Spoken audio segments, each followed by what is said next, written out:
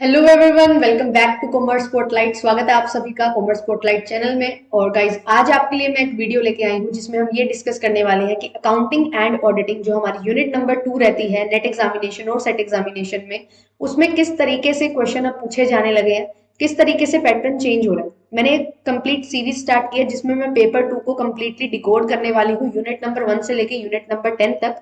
Unit number 1 हम already discuss कर चुके हैं। अगर आपने अभी तक वो वीडियो नहीं देखी है तो देख लीजिए, आई बटन पे आपको मिल जाएगी। एंड किस तरीके से क्वेश्चन पूछे जा रहे हैं उन चीजों को समझना बहुत ज्यादा जरूरी है, तो इसीलिए पर्टिकुलर सीरीज स्टार्ट की गई है। जो भी for the very first time आए हैं हमारे चैनल पे, तो चैनल को सब्सक्राइब कर लीजिए, बेल आइकन को प्रेस कर लीजिए ताकि कोई भी फर्दर नोटिफिकेशन आए, कोई वीडियो आए, वो आपकी मिस ना हो। तो देखिए, अब डिस्कस करते हुए चलेंगे कि अकाउंटिंग एंड ऑडिटिंग से किस तरीके के क्वेश्चन पूछे जा रहे हैं और ऐसे कौन से क्वेश्चन हैं जो बार बार रिपीट हो रहे हैं। बिकॉज आपको ये चीज समझनी बहुत ज्यादा जरूरी है कि आपका जो सिलेबस है वो बहुत बड़ा है। अब उस सिलेबस में से कैसे आप टारगेट स्टडी करेंगे, कैसे आप पर्टिकुलर कोई टॉपिक उठा सकते हैं जहां से हर बार क्वेश्चन बनेगा, तो देयर आर हाई चांसेस कि आप कम पढ़ के ज्यादा उसमें से बेनिफिट ले सकते हैं। ठीक है, तो एफिशिएंट बनने की कोशिश हमें करनी है, तो हमें ये चीज जरूर समझनी चाहिए कि किस टॉपिक से बार बार क्वेश्चन बन रहे हैं, ऐसे कौन से प्रश्न हैं जो बार बार पूछे जा रहे हैं, और ऐसे कौन से टॉपिक हैं जो हर बार रिपीट होते हैं, ताकि आप उन टॉपिक्स को इतने अच्छे से कर लो कि वहां से कोई क्वेश्चन बनेगा तो वो गलत नहीं होगा, और वो क्वेश्चन आपका मोस्टली एक्सपेक्टेड होगा ही, जो बनेगा, जो बार बार बनता आ रहा है। ट्रेंड को एनालाइज करके उसी बेसिस पे मैं आपके लिए लेके आई हूँ ये पर्टिकुलर वीडियो। वीडियो को लाइक कर दीजिए, शेयर कर दीजिए सभी के साथ, ताकि सभी इसका बेनिफिट ले सकें। तो चलिए करेंगे start. And introducing my self, मेरा नाम है आयुषी और हाल ही में मैंने अपना नेट जेआरएफ क्वालिफाई किया है with 99.88 percentile. And currently I am teaching commerce for net and set examination, और जेआरएफ अड्डा पे मैं एजुकेटर हूँ। टेलीग्राम चैनल आप ज्वाइन कर सकते हैं, कॉमर्स स्पॉटलाइट नाम से हमारा टेलीग्राम चैनल है, सेम जिस नाम से हमारा यूट्यूब चैनल है उसी नाम से हमारा टेलीग्राम चैनल है। तो आपको मिल जाएगा, वहां पे मैं क्लासेस की पीडीएफ शेयर करती हूँ। एंड ऑल्सो वहां पे हमने क्विज स्टार्ट की हुई है जहां पे मैं आपको डेली 10 क्वेश्चन देती हूँ, और आपकी अच्छी प्रैक्टिस हो जाती है। अलग तरीके के क्वेश्चंस आपसे वहां पे मैं पूछती हूँ, तो डेली क्विज की प्रैक्टिस हो जाती है, पीडीएफ मिल जाती है जिससे आप अपना कंटेंट अच्छे से रिवाइज कर सकते हैं। क्लियर? स्पेशलाइजेशन मेरी अकाउंटिंग एंड फाइनेंस में है, तो इसीलिए मैं अब आपके लिए जो अकाउंटिंग की जो यूनिट है इसको डिकोड करने वाली हूँ, तो इसको बहुत अच्छे से समझते हुए चलेंगे कि किस पर्टिकुलर टॉपिक से क्वेश्चन हमसे पूछे जाते हैं। चलिए स्टार्ट करते हैं।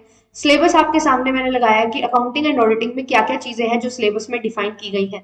बट जो सिलेबस में चीजें डिफाइन की जाती हैं उससे हटके भी काफी बार कुछ क्वेश्चन हैं जो पूछ लिए जाते हैं। क्वेश्चन का पैटर्न एक अलग तरीके से पूछा जाता है, तो उस चीज को समझने की कोशिश करते हैं। ठीक है, आपके पास ये कंप्लीट सिलेबस है, बट मैंने इस कंप्लीट सिलेबस को 3 पार्ट में डिवाइड किया है। अगर मैं अकाउंटिंग की बात करूं, ठीक है, तो अकाउंटिंग में सबसे पहले आपके पास आती है फाइनेंशियल अकाउंटिंग, देन इसके बाद आती है कॉस्ट अकाउंटिंग, एंड देन इसके बाद आती है मैनेजमेंट अकाउंटिंग। तो देखिए यहाँ पे 3 तरीके से आपकी अकाउंटिंग है, 3 ब्रांचेस में डिवाइडेड है।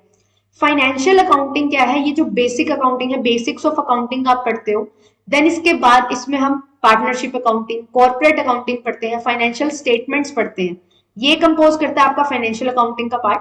कॉस्ट अकाउंटिंग में फर्दर आप पढ़ते हो कि जब आप एक पर्टिकुलर चीज को प्रोड्यूस कर रहे हो, मैन्युफैक्चर कर रहे हो, तो उस पर्टिकुलर प्रोडक्ट को बनाने में कितना आपका खर्चा लगता है, क्या कॉस्ट इनकर होती है, क्या क्या चीजें आप ध्यान में रखते हैं कि आपकी कॉस्ट अकाउंटिंग में जो भी चीजें हैं, कि आपकी जॉब कॉस्टिंग है, कॉन्ट्रैक्ट कॉस्टिंग है, प्रोसेस कॉस्टिंग है, कि आपका जो प्रोडक्ट है डिफरेंट प्रोसेस से गुजरता है तो उस पर कितना खर्चा होता है, किस तरीके से आपने अपने जॉब को डिवाइड कर रखा है, जॉब वाइज टास्क वाइज आप अपनी कॉस्ट निकालते हो, मटेरियल कितना यूज करते हो, लेबर कितना यूज करते हो, ओवरहेड्स कितने होते हैं आपके उस पर्टिकुलर प्रोडक्ट को बनाने में।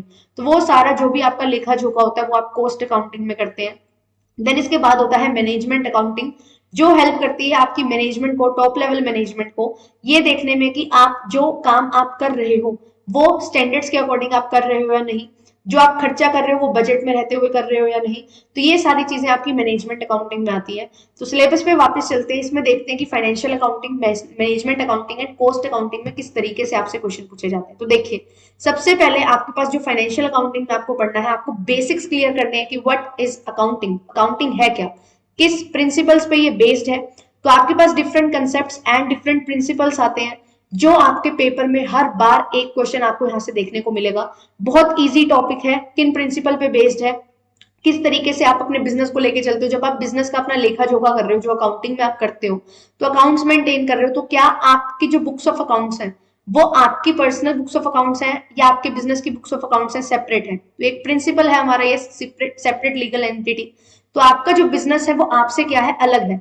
आप उस बिजनेस के ओनर हैं, तो आप एज अ ओनर नहीं देखे जाते, आप एज अ, क्या होता है कि आप एज अ लाइबिलिटी, आपके द्वारा जो कैपिटल दी गई है, ठीक है, तो वो बिजनेस के लिए एक लाइबिलिटी है। बिजनेस को कुछ पैसा जो दिया गया है ओनर के द्वारा, वो बिजनेस का खुद का पैसा नहीं है, बिजनेस ने किसी से लिया है जो उसको वापस करना भी है। तो ये चीज होती है, ठीक है। तो बेसिक प्रिंसिपल है आपके कुछ, वो आपसे पूछे जाते हैं। आईसीआई के अकॉर्डिंग क्या फंडामेंटल प्रिंसिपल्स हैं, ये पूछे जाते हैं। किस प्रिंसिपल्स पे काम किया जाता है, ठीक है। कन्वेंशन है, प्रूडेंस है, ठीक है, एक्रुअल कंसेप्ट है आपका। तो there are different concepts and principles जहां से आपसे क्वेश्चन पूछा जाता है। फिर इसके बाद पार्टनरशिप अकाउंटिंग आती है। ये एक ऐसा टॉपिक है जो हर बार आपसे पूछा जाएगा, इससे एक क्वेश्चन हर बार बनता है, sacrificing ratio and new ratio निकालने का एंड गेनिंग रेशियो निकालने का। ये रेशो वाला टॉपिक है कि एक पर्सन ने एडमिशन लिया, एक पर्सन ने रिटायरमेंट लिया, तो आप जो पार्टनर्स थे वो शेयर कर रहे थे प्रॉफिट, उसमें क्या गेन होगा, क्या सेक्रीफाइस होगा, और क्या न्यू प्रॉफिट शेयरिंग रेशो होगी। ये आपसे बहुत ज्यादा इंपॉर्टेंट है ये टॉपिक, ये आपसे हर बार पूछा जाता है और बार बार पूछा जाता है। एक टॉपिक अगर मैं सर्टेनिटी दूं पार्टनरशिप अकाउंटिंग में, वो यही है। देन इसके बाद पार्टनरशिप अकाउंटिंग में आपके गुडविल की जो वैल्यूएशन आपसे वो भी पूछी जाती है कि कैसे गुडविल को वैल्यूएट किया जाता है। गुडविल की वैल्यूएशन आपको कॉर्पोरेट अकाउंटिंग में भी देखने को मिलती है। एंड वैल्यूएशन ऑफ शेयर से भी कभी कभी क्वेश्चन आ जाता है, कभी कभी क्वेश्चन आता है। तो आपको यहाँ पे जो मेन चीजें यहाँ तक नहीं है वो ये है कि डिफरेंट मेथड्स क्या है गुडविल को वैल्यूएट करने के, डिफरेंट मेथड क्या है आपके जो आपके शेयर्स हैं उनकी वैल्यूएशन के लिए। एंड नेक्स्ट इंपॉर्टेंट टॉपिक जो आपसे हर बार पूछा जाता है, that is regarding issue and forfeiture of share. Issue, forfeiture, री इशू, ये एक ऐसा पर्टिकुलर टॉपिक है जो हर बार आपसे पूछा जाता है। This topic is very very important. And आपने अपने शेयर्स प्रीमियम पे इशू किए हैं, डिस्काउंट पे इशू किए हैं, वहां से एक क्वेश्चन बनता है कि प्रीमियम को किस तरीके से आप यूज कर सकते हो। अकाउंटिंग स्टैंडर्ड्स इनसे रिलेटेड पूछे जाते हैं, आप देख सकते हो Indian accounting standard IFRS and accounting standards, international accounting standards भी आपसे पूछे जाते हैं। देन इसके साथ साथ आपसे प्रोसेस बेस्ड क्वेश्चन पूछे जाते हैं। तो प्रोसेस में क्या आता है कि एक्विजिशन, अमलगमेशन, मर्जर, इनकी प्रोसेस क्या है, इंटरनल रिकंस्ट्रक्शन, एक्सटर्नल रिकंस्ट्रक्शन, इनकी प्रोसेस क्या है, लिक्विडेट हो रही है जब एक कंपनी तो उसकी प्रोसेस क्या है, ठीक है। होल्डिंग कंपनी के अकाउंट्स आपसे पूछे जाते हैं, तो होल्डिंग कंपनी का मीनिंग, होल्डिंग कंपनी के साथ सब्सिडरी कंपनी है, कब एक कंपनी किसी कंपनी की होल्डिंग कंपनी बनती है, और किस तरीके से अकाउंट्स यहाँ पे मेंटेन किए जाते हैं, माइनॉरिटी इंटरेस्ट क्या होगा, pre acquisition, post acquisition profits क्या होते हैं। इस तरीके से छोटे छोटे टॉपिक्स हैं जो आपसे बार बार पूछे जाते हैं, उन्हीं के बेसिस पे आपसे क्वेश्चन आपको देखने को मिलता है। तो अगर मैं बात करूं अमलगामेशन से एक क्वेश्चन आपका हर बार आपको देखने को मिलता है, चाहे वो आपका अकाउंटिंग स्टैंडर्ड आ जाए, कौन सा अकाउंटिंग स्टैंडर्ड इससे रिलेटेड है, तो अकाउंटिंग स्टैंडर्ड 14 है। यहाँ पे आपके पास एक क्वेश्चन बहुत अच्छा बनता है कि क्या क्या पॉइंट्स हैं जो आपको ध्यान में रखने हैं कि amalgamation in the nature of purchase होगा या amalgamation in the nature of merger होगा। वो टॉपिक आपको बहुत अच्छे से पढ़ना है। अमलगामेशन, एक्विजिशन और मर्जर में आपसे डिफरेंस पूछ लिया जाता है। इंटरनल रिकंस्ट्रक्शन और एक्सटर्नल रिकंस्ट्रक्शन में आपसे डिफरेंस पूछ लिया जाता है। अभी इतने सारे टॉपिक हैं एक जैसे हैं, तो मैच द कॉलम में ये पर्टिकुलर टॉपिक एक क्वेश्चन पूछा जाता है जिसमें आपके 2 से 3 टॉपिक यहाँ पे कवर हो जाते हैं। तो आपको बेसिक अंडरस्टैंडिंग इन टॉपिक्स की होगी तो भी आप इस क्वेश्चन को कर सकते हैं।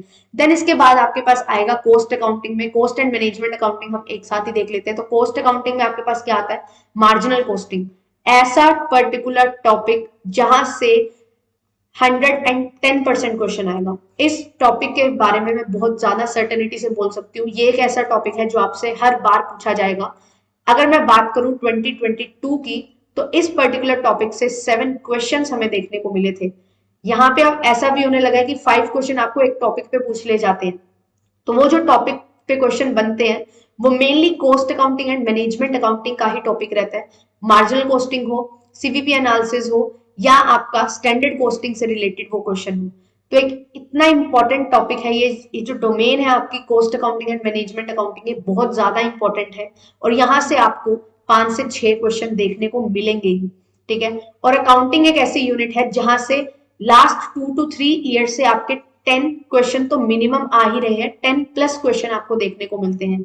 शिफ्ट 2 हो रही है, 3 हो रही है, जितनी भी शिफ्ट हो रही है, बट इस पर्टिकुलर यूनिट की डोमिनेंस काफी अच्छे से बरकरार है 2 से 3 साल से। फिर इसके बाद यहाँ पे क्या चीज आती है, ब्रेक इवन एनालिसिस के फॉर्मूला बेस्ड क्वेश्चन आपके काफी पूछे जाते हैं, ठीक है। स्टैंडर्ड कॉस्टिंग से क्वेश्चन हर बार पूछा जाएगा। 5 क्वेश्चन भी बने हुए हैं इस पर्टिकुलर टॉपिक से ही, और एक एक क्वेश्चन हर शिफ्ट में पूछा ही जाता है। ठीक है, तो स्टैंडर्ड कॉस्टिंग बहुत ज्यादा इंपॉर्टेंट है। बजटरी कंट्रोल से फॉर्मूला बेस्ड क्वेश्चन पूछ लिया जाता है। ठीक है, बजट की प्रोसेस पूछ ली जाती है, किस तरीके से बजट डिसाइड होता है, कैसे कॉस्ट सेंटर आप बनाते हो डिफरेंट, कैसे बजट करते हो। जीरो बेस्ड बजटिंग एक बहुत इंपॉर्टेंट टॉपिक यहाँ पे निकल के आता है। अगेन मैं ये बोलूंगी बजटरी कंट्रोल है, प्रोसेस कॉस्टिंग है, एक्टिविटी बेस्ड कॉस्टिंग है। ये छोटे छोटे पॉइंट्स हैं जो आपसे एक क्वेश्चन में 2 से 3 टॉपिक पूछ लिए जाते हैं। ठीक है, तो मैच द कॉलम में पूछ लिया जाना, या बेसिकली मैच द कॉलम में ही ज्यादा पूछा जाता है, या फिर आपका ये मल्टीपल सिलेक्शन ऑप्शन में भी पूछ लिए जाते हैं। ठीक है, कि एक पर्टिकुलर कोई कैरेक्टरिस्टिक दे दी जाएगी, उसके बेसिस पे पूछ लिया जाएगा, या फिर करेक्ट स्टेटमेंट आपको पता करनी होगी। तो ये छोटे छोटे पॉइंट्स हैं, इस तरीके से पूछे जाते हैं। फिर इसके बाद यहाँ पे आपके पास एक बहुत इंपॉर्टेंट टॉपिक जो आता है दैट इज मटेरियल कॉस्टिंग। आप पढ़ते हो कॉस्ट अकाउंटिंग में, तो यहाँ पे आपके पास इन्वेंट्री लेवल मैनेजमेंट आता है। इन्वेंट्री मैनेजमेंट की टेक्निक्स बहुत ज्यादा इंपॉर्टेंट है, जहाँ पे आप रीऑर्डर लेवल, रीऑर्डर क्वांटिटी, ठीक है, maximum level, minimum level, danger level, वो चीजें पढ़ते हो। तो ये भी बहुत ज्यादा इंपॉर्टेंट है। ठीक है, और आपकी जो कोस्टिंग है डिसीजन मेकिंग के लिए, यहाँ से क्वेश्चन बनता है। Life cycle costing, target costing, kaizen costing and just in time, ये छोटी छोटी टेक्निक्स हैं जो आपका 3 से 4 टेक्निक मिलके एक क्वेश्चन बनाती है। अगेन यहाँ पे मैच द कॉलम से क्वेश्चन बनने के काफी हाई चांसेस हैं, और आपको देखने को भी मिलते हैं अकाउंटिंग एंड ऑडिटिंग में मैच द कॉलम आपसे 2 से 3 क्वेश्चन पूछे जाते हैं। क्लियर, क्योंकि छोटे छोटे टॉपिक्स हैं, छोटे छोटे टॉपिक्स आपसे ज्यादा पूछ लिए जाए टॉपिक्स, तो इसीलिए मैच द कॉलम जैसे क्वेश्चन यहाँ पे फ्रेम ज्यादा होते हैं। मल्टीपल सिलेक्शन ऑप्शन भी यहाँ पे फ्रेम ज्यादा होते हैं। फिर इसके बाद फाइनेंशियल स्टेटमेंट की बात की जाए, तो फाइनेंशियल स्टेटमेंट में रेशियो एनालिसिस एक ऐसा टॉपिक जो हर बार एक क्वेश्चन यहाँ से पूछा जाता है। एंड जब से 5 क्वेश्चन आने लगे हैं एक पर्टिकुलर टॉपिक पे, तो मुझे ये चीज लगती है कि रेशियो एनालिसिस से भी आपके 5 क्वेश्चन भी बन सकते हैं। आपको फर्दर इन्फॉर्मेशन दे दी जाएगी, काफी इन्फॉर्मेशन दी जाएगी, उसके बेसिस पे आपसे डिफरेंट तरीके की रेशियोज पूछ ली जाती है। ठीक है, 4 पार्ट्स में रेशियोज डिवाइडेड है, तो अकॉर्डिंगली इन्फॉर्मेशन देके आपसे कोई भी रेशियो पूछी जा सकती है। फर्दर 4 पार्ट में डिवाइड करके फर्दर उनके सब पार्ट्स बहुत हैं, तो यहाँ से एक क्वेश्चन तो आप मान के चलिए कि आता ही आता है 100%, 110%, बट बड़े क्वेश्चन भी बनने के यहाँ से चांसेस हैं। देन आपके पास आती है fund flow statement and cash flow statement. यहाँ से किस तरीके का क्वेश्चन बनता है, बेसिक थीम से क्वेश्चन बनता है, क्या डिफरेंट डिफरेंट स्टेटमेंट्स आप बनाते हो इस पर्टिकुलर एनालिसिस में, फंड फ्लो एनालिसिस में, कैश फ्लो एनालिसिस में, कितने तरह की एक्टिविटीज आप परफॉर्म करते हो, यहाँ से क्वेश्चन बनता है। और एक क्वेश्चन ये बन जाता है कि पर्टिकुलर एक्टिविटी में क्या क्या चीजें इंक्लूड होंगी, वो एक क्वेश्चन बहुत बनता है। तो मल्टीपल सिलेक्शन ऑप्शन बनने के यहाँ से काफी ज्यादा चांसेस हैं।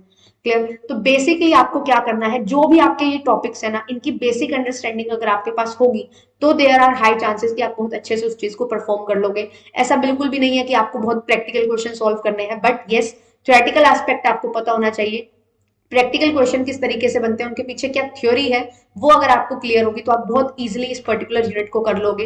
एंड एक चीज मैं अपने एक्सपीरियंस से बताना चाहूंगी, इस यूनिट में मैंने देखा है, ये फील किया है कि स्टूडेंट्स बहुत ज्यादा लैक करते हैं। वो डरते हैं कि बहुत वाइड सिलेबस है, बट अगर आप इसको एक तरीके से करना स्टार्ट करोगे तो बहुत अच्छे से और बहुत इजीली आपका ये यूनिट कवर हो सकता है। क्योंकि ये एक ऐसी पर्टिकुलर यूनिट है जो आप 11th क्लास से पढ़ते हुए आते हो, तो 11 से लेकर अपनी मास्टर्स तक ये यूनिट आप बहुत अच्छे से पढ़ते हो, तो आपके हाई चांसेस है इस पर्टिकुलर यूनिट पे अगर आपने पकड़ बना ली तो आपको कंपेटिटिव एडवांटेज मिलेगी, जरूर मिलेगी अपने कॉम्पिटिटर से, अपने जो भी आपके और मेट्स हैं जो तैयारी कर रहे हैं नेट एग्जामिनेशन की, उनसे आपको एज जरूर मिलने वाली है।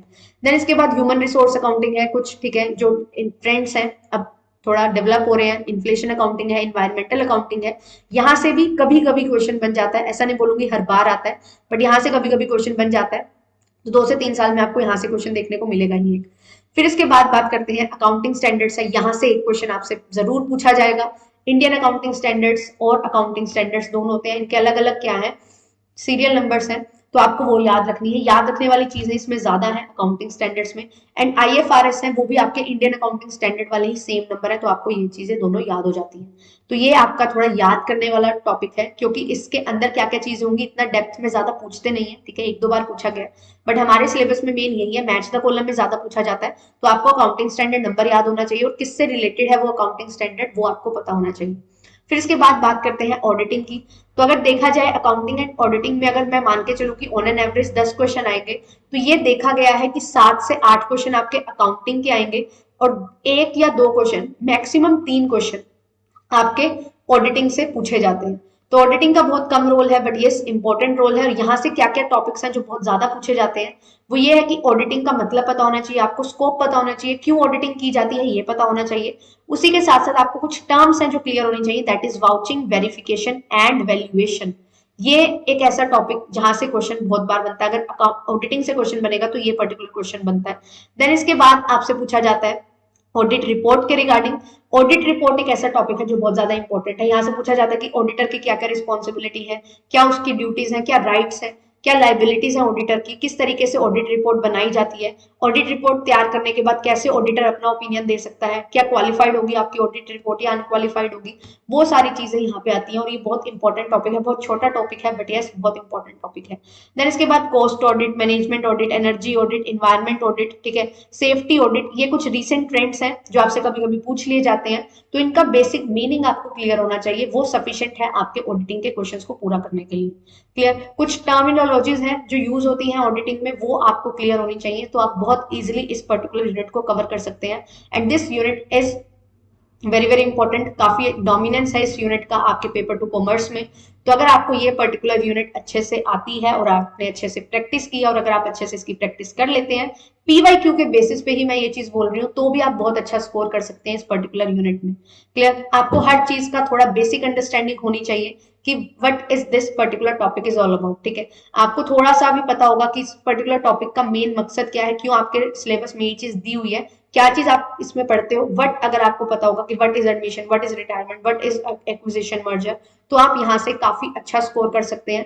और बहुत बेसिक अंडरस्टैंडिंग के साथ भी अगर आप इस यूनिट को पढ़ते हो तो आपको चीजें समझ आ जाएंगी। But yes, basic understanding means आपके कंसेप्ट क्लियर होने चाहिए। तो अगर आप कंसेप्ट क्लियर ना करके सिर्फ क्वेश्चन देखते हो, क्वेश्चन याद करते हो, तो उससे कोई बेनिफिट नहीं होगा। बट यस, अगर आप कंसेप्चुअल अंडरस्टैंडिंग इसकी लोगे तो बहुत ज्यादा इजी यूनिट आपको ये लगने वाली है, एंड बहुत ज्यादा स्कोरिंग यूनिट आपके लिए ये साबित हो सकती है।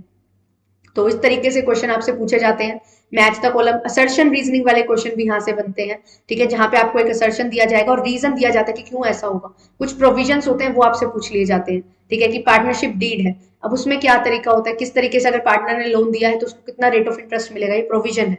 तो आपको ये याद रखना है कि 6% रेट ऑफ इंटरेस्ट मिलता है। तो ये क्वेश्चन भी पूछा जाता है, कितने मैक्सिमम पार्टनर, मिनिमम पार्टनर हो सकते हैं, किस तरीके से इश्यू कर सकती है कंपनी अपने शेयर्स इश्यू करती है तो टाइप ऑफ शेयर्स हैं, उससे आपसे क्वेश्चन पूछ लिया जाता है, ठीक है, कैसे बोनस शेयर राइट शेयर से अलग है, इस तरीके के क्वेश्चन आपसे पूछे जाते हैं। स्टैंडर्ड्स किस बेसिस पे सेट करते हो आप स्टैंडर्ड कॉस्टिंग में, फिर कैसे कंपैरिजन करते हो। तो ये चीजें आपको अगर क्लियर होंगी, बेसिक बेसिक से चीजें हैं, बहुत ही इजी चीजें हैं, ये बहुत इजी है इनको कवर भी करना। आप अपनी बेसिक बुक भी अगर उठाएंगे 11th-12th वाली, तो वहां से भी आपको काफी हेल्प मिलेगी फाइनेंशियल अकाउंटिंग में। एंड उसके बाद आप अपनी बीकॉम में जो आप पढ़ते हो पोस्ट अकाउंटिंग, उसकी बुक से भी कवर करते हो चीजें, तो आपको बहुत अच्छे से क्लियर हो जाएंगी।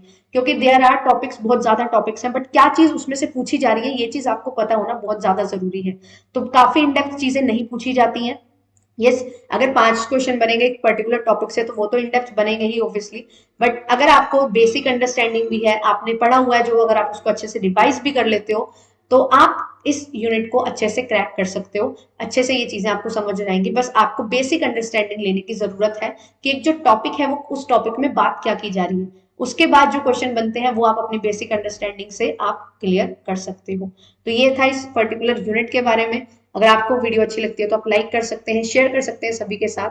एंड बहुत जल्द ही हम क्लासेस स्टार्ट करने वाले हैं जहां पे मैं आपको क्वेश्चन से डिकोड करवाऊंगी और क्वेश्चंस को के थ्रू डिटेल एक्सप्लेनेशन लेते हुए चलेंगे, पर्टिकुलर टॉपिक को समझते हुए चलेंगे, देन अपनी अच्छे से तैयारी करते हुए चलेंगे। तो ऑल द वेरी बेस्ट, ऐसे ही पढ़ते रहिए। लाइक कर दीजिए वीडियो को अगर आपने लाइक नहीं किया है, और सब्सक्राइब कर लीजिए चैनल को अगर for the very first time आप आए हैं, एंड शेयर करिए इस वीडियो को सभी के साथ। और अब इसी पर्टिकुलर चैनल को आपके लिए वन स्टॉप सोल्यूशन बनाया जाएगा for different competitive examination in the field of commerce.